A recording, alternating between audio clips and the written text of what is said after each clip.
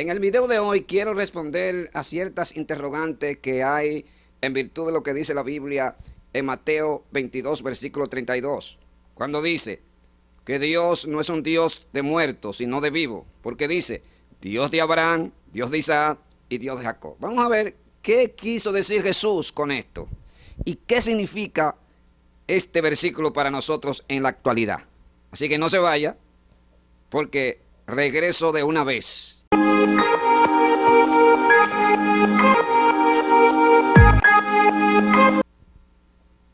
Saludos a todos, bienvenidos sean a su canal Alma Misión en Cristo. Gracias por visitarlo. Si es la primera vez que nos visita, pues suscríbese, denle like y recuerde de comentar en la caja de comentarios. Déjeme su opinión acerca del tema. Así que vamos al versículo. Miren lo que dice. Mateo 22, versículo 32. Yo soy el Dios de Abraham, el Dios de Isaac y el Dios de Jacob. Dios no es Dios de muertos, sino de vivos. Es interesante que luego que Abraham, Isaac y Jacob desaparecen físicamente miles de años después, entonces ahora Jesús dice que Dios sigue siendo Dios de ellos, porque evidentemente estas personas ya no existían físicamente, no estaban dentro de sus cuerpos, ¿verdad? Ya se habían ido a otra morada, al sepulcro. Pero aún estando en los sepulcros, dice Jesús que Dios sigue siendo Dios de ellos. Esta respuesta de Jesús aparece en virtud de una interrogante que le hacen, según el versículo 23, los saduceos. Porque esta gente no creían en la resurrección y ellos, al parecer, querían ver cuál era la opinión de Jesús al respecto. En el versículo 23, dice que aquel día vinieron los saduceos, que dicen que no hay resurrección, y le preguntaron, diciendo, Maestro, Moisés dijo, si alguno muriere sin hijos, su hermano se casará con su mujer y levantará descendencia de su hermano. Hubo pues entre vosotros 7 hermanos, el primero se casó, bueno, usted sabe la historia, el primero se casó el segundo, se casó el tercero y por ahí, se casaron todos. ¿Con quién? Con una mujer. Ninguno de ellos tuvo hijos con ella, y entonces ahí es que viene la pregunta, en la resurrección, ¿de cuál de ellos será mujer? Entonces la respuesta de Jesús con relación a eso es que en el versículo 30, porque en la resurrección ni se casarán ni se darán casamiento, sino que serán como los ángeles de Dios en el cielo. 31. Pero respecto a la resurrección de los muertos, ¿no habéis leído lo que os fue dicho por Dios cuando dijo, yo soy Dios, yo soy el Dios de Abraham, el Dios de Isaac y el Dios de Jacob? Dios no es Dios de muertos, sino de vivos. Alabado sea el Señor. O sea que según lo que está diciendo Jesús ahí, entonces, cuando un creyente muere, Dios sigue siendo Dios de ellos. Usted ve, ¿por qué? Porque luego de partir físicamente, ese creyente sigue vivo, pero ellos siguen siendo partícipe de todo ese núcleo eclesiástico que forma parte de la iglesia. Es decir, cuando usted se muere, usted sigue siendo de Dios. San Juan 11, 25 al 26. Entonces Jesús dijo, yo soy la resurrección y la vida. El que cree en mí, vivirá. En otra versión dice, el que cree en mí, aunque esté muerto, vivirá. Y todo aquel que vive y cree en mí, no morirá eternamente.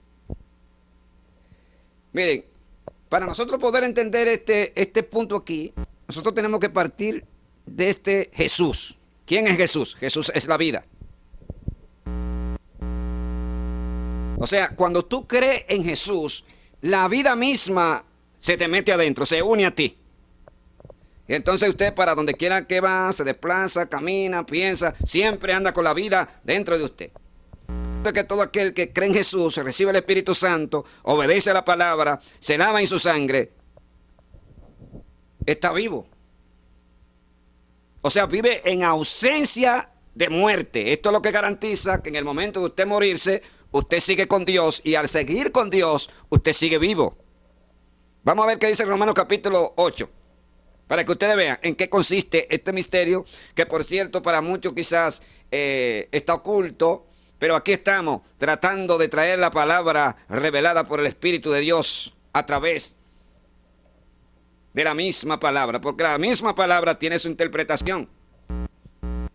Ahora, si tratamos de escudriñarla, analizarla desde una perspectiva humana o filosófica, entonces vamos a fracasar. Nuestra vida sería un desastre, una tragedia espiritual. Pero si nos dejamos guiar por el Espíritu Santo y la palabra es quien nos protagoniza en toda nuestra manera de vivir, entonces tendríamos grandes victorias. Miren lo que dice. Versículo 2. Porque la ley del Espíritu de vida en Cristo Jesús me ha librado de la ley del pecado y de la muerte. Entonces, si me libró de la muerte, ahora creí por medio de la fe, ¿cómo es que después que yo me muera voy a estar muerto? Eso es absurdo. Porque en el tiempo de la gracia todas las personas que mueren en Cristo siguen vivas. ¡Aleluya! Por eso es que él dice en San Juan 11, yo soy la resurrección y la vida. El que cree en mí, aunque esté muerto, vivirá. Y todo aquel que cree en mí y vive, no morirá eternamente. Alabado sea el Señor. Evidentemente, ahí se está refiriendo de la muerte física. ¿Por qué? Bueno, porque si se tratara de una muerte espiritual, entonces no tendría sentido explicar la Biblia, porque todos mueren. Mire, muere el que está lleno del Espíritu Santo, muere el pastor, muere el evangelista. Todos estamos destinados a ir al sepulcro. Nadie puede escapar de eso. Una cosa es el que muere en Cristo y otra cosa es el que muere sin ser lavado con la sangre del Hijo de Dios. Ese se va a la perdición eterna, ¿verdad? ¿Por qué se va a la perdición eterna? O porque participó de una muerte espiritual que lo separa de Dios. Y evidentemente que tratarse de esta muerte no se está hablando, vuelvo y repito, de la muerte física, sino de la muerte espiritual que nos separa de Dios. Impide de que esa persona se comunique con Dios.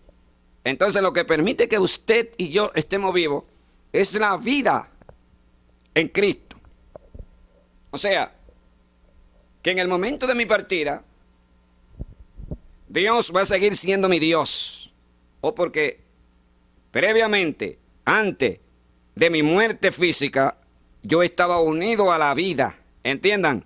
Unido a la vida. Vamos a ver qué dice la Escritura. Esa vida nos vivifica. ¿Por medio de qué? Por medio del Espíritu Santo, que es el que le proporciona la regeneración que mantiene tu vida viva e intacta por causa del pecado. Es decir, el pecado no puede tocarte, no puede afectarte, no puede contaminarte, porque el Espíritu Santo, a través de la renovación o de la regeneración que Él proporciona en el creyente, te va renovando de manera constante. Constante. ¿Me están entendiendo? Entonces, al tú estar vivificado, la muerte no puede tocarte, afectarte. ¿Dónde nosotros podemos ver eso?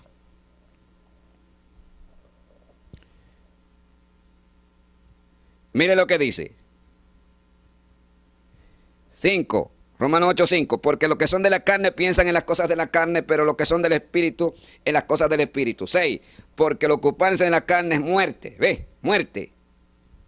Pero el ocuparse del Espíritu es vida y paz. Una vez que usted y yo estamos vivificados por medio del Espíritu Santo y la renovación y la regeneración que éste proporciona, entonces vamos a vivir.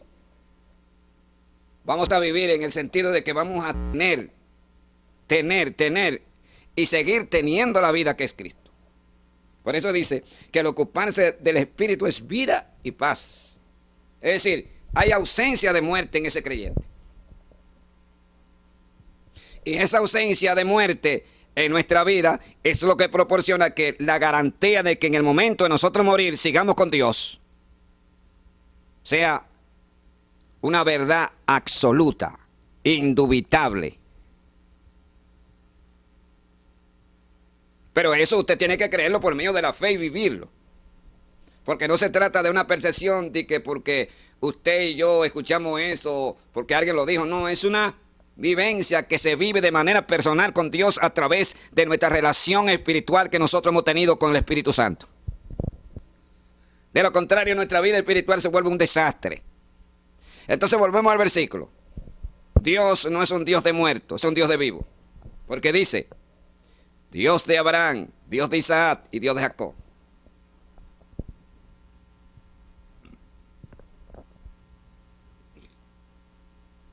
En el libro de Salmo dice la Escritura que Dios nos guiará aún más allá de la muerte.